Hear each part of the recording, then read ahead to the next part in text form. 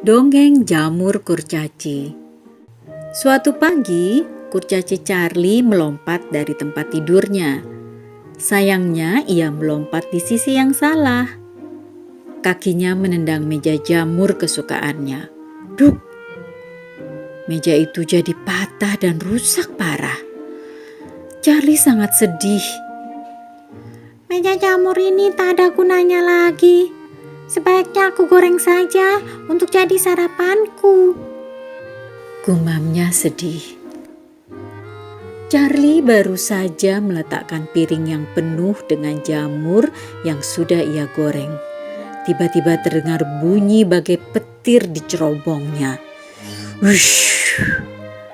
Dapur dan meja makan Charlie kini penuh debu hitam dari cerobong. Charlie kesal sekali. Ini pasti Sam, si kucing bandel itu lagi. Aku akan beri dia pelajaran, omel Charlie. Saat itu, Sam masih membersihkan bulunya dari jelaga. Ia lalu duduk di perapian sambil tersenyum lebar meledek Charlie.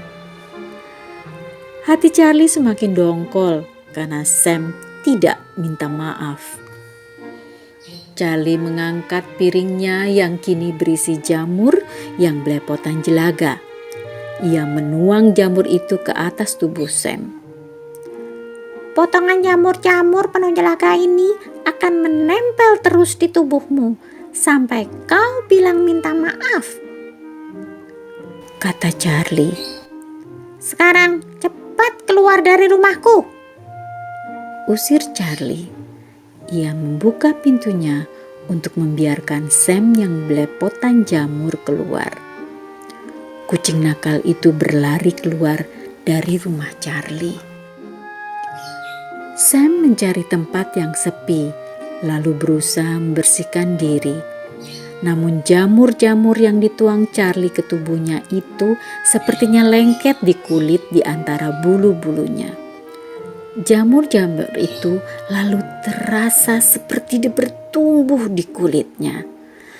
Sam mulai merasa tidak enak. Majikannya, Nenek Holly, adalah penyihir yang cerdas. Sam buru-buru pulang dan meminta bantuannya. Nenek Holly memandikan Sam, pertama dengan air, lalu susu, akhirnya dengan jus bunga dandelion. Namun, ia tak bisa melepas jamur-jamur yang malah tumbuh semakin banyak di tubuh Sam. Mungkin jamur-jamur ini nanti juga dapat sendiri. Tapi sekarang sebaiknya kau pergi meminta maaf pada Charlie, saran Nek Holly. Baiklah, Nek. Aku akan meminta maaf pada Charlie, kata Sam. Aku merasa bersalah padanya karena setiap kali aku berjalan di atap rumah Charlie, debu cerobongnya berjatuhan di dapurnya. Ketika Sam bicara begitu, sepotong jamur jatuh dari punggungnya ke lantai. Hore! Seru Sam girang. Ia mencoba menjelati sisa jamur di tubuhnya, tetapi jamur-jamur itu tetap menempel. Sam berlari secepatnya ke tempat Charlie. Aku sungguh minta maaf, Charlie, kata Sam. Aku janji tak akan berjalan di atapmu lagi dan masuk ke cerobongmu. Saat bicara begitu, Sam merasa punggungnya mulai ringan. Semua jamur itu berjatuhan ke lantai. Aku akan memaafkan kamu, Sam, kata Charlie. Tapi kau tidak boleh lupakan janjimu. Semua jamur akan kembali lagi kalau kau naik ke atapku lagi. Mereka lalu berjalan ke halaman rumah. Sam melihat ke pintu gerbang. Charlie, lihatlah tamanmu, penuh dengan jamur besar dan kecil, kata Sam. Charlie mencabut jamur-jamur yang tumbuh di halamannya. Ia kini bisa bikin pesta jamur dan mengundang semua temannya. Ia akan mengundang Nek Holly dan Sam juga tentu saja. Dongeng dari majalah Bobo berjudul Kejutan Bibit Bunga. Di padang rumput ada sebuah pondok kurcaci. Di pagarnya tumbuh tanaman rambat yang sangat tebal. Burung-burung kecil membangun sarang di dalam pagar tanaman itu. Burung layang-layang bercakap-cakap di atasnya. Dan burung-burung kecil bermain petak umpet di antara daun-daunnya. Kurcaci pemilik pondok itu lalu pindah rumah. Kini ada pemilik baru yang tinggal di situ. Namanya Kurcaci Bururu. Ia kurcaci pemarah yang tidak suka tanaman. Ia memotong semua tanaman di pagar itu, lalu membangun pagar tembok tinggi dari batu bata di sekeliling halaman pondoknya. Burung-burung pun berhenti menyanyi dan terbang jauh dari halaman pondok itu. Aku tidak terbiasa dengan bunga. Aku tidak suka, kata Kurcaci Bururu. Ia mencabut bunga lavender dan bunga hollyhocks. Ia lalu menanam kol. Beberapa daun rumput liar mengintip keluar dari tembok. Angin membawa bibit tanaman liar, gerutu Bururu kesal.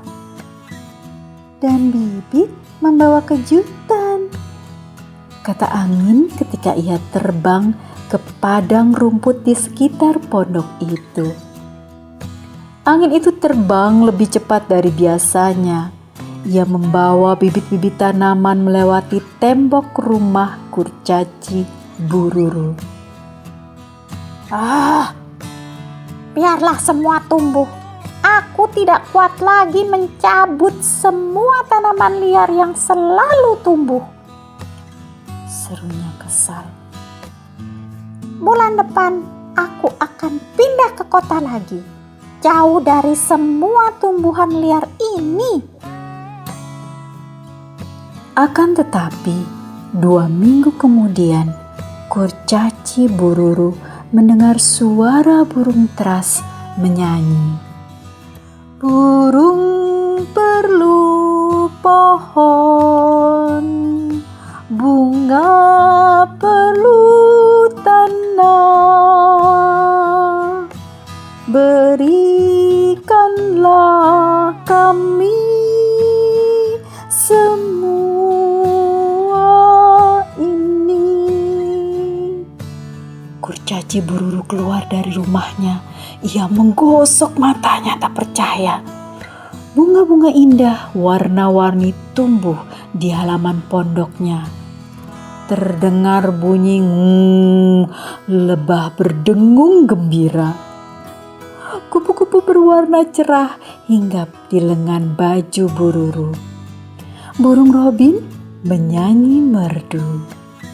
Jangan tinggalkan kami, tetaplah di sini. Dan semua burung lain bergabung ikut menyanyi. Kurcaci Bururu jadi terharu. Kurcaci Bururu tak pernah merasa sebahagia itu. Ia akhirnya tetap tinggal di pondok itu.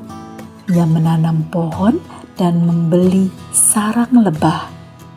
Ia membiarkan lebah tinggal di salah satu sudut halamannya. Ia tak khawatir lagi dengan banyaknya tanaman liar di dinding temboknya.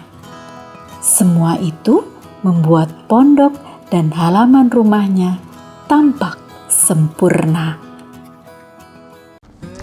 Halo, ketemu lagi dengan Kak Lucy. Kali ini Kak Lucy akan membawakan sebuah dongeng dari majalah Bobo. Judulnya alat buatan Engine. Kita dengarkan dongengnya bersama-sama ya. Ensi yang kutu buku sedang sibuk membuka-buka bukunya.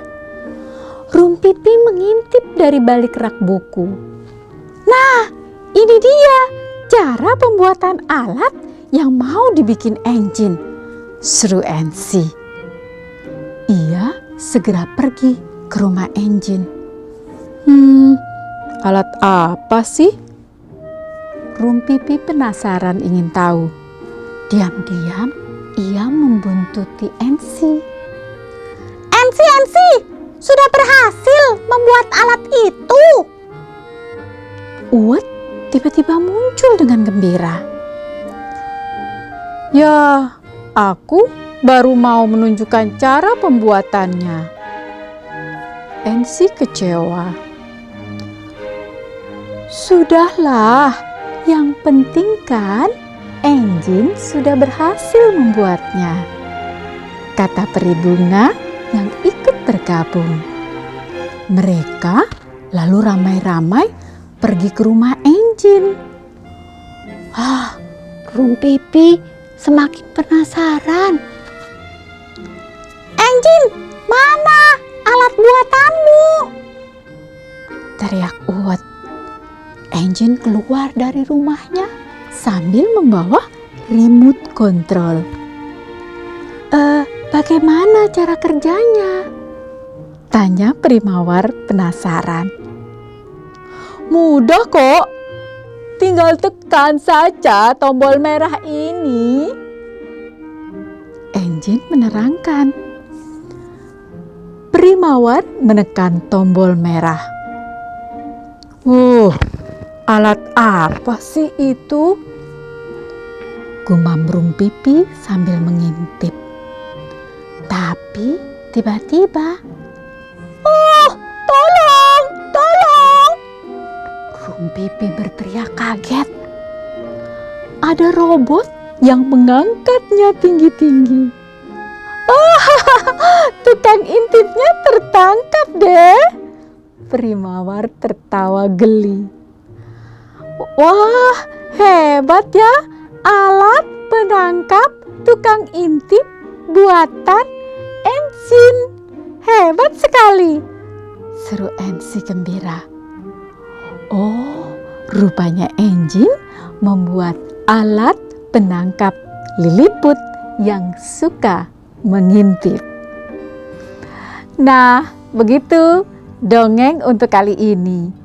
Apa ya pesannya?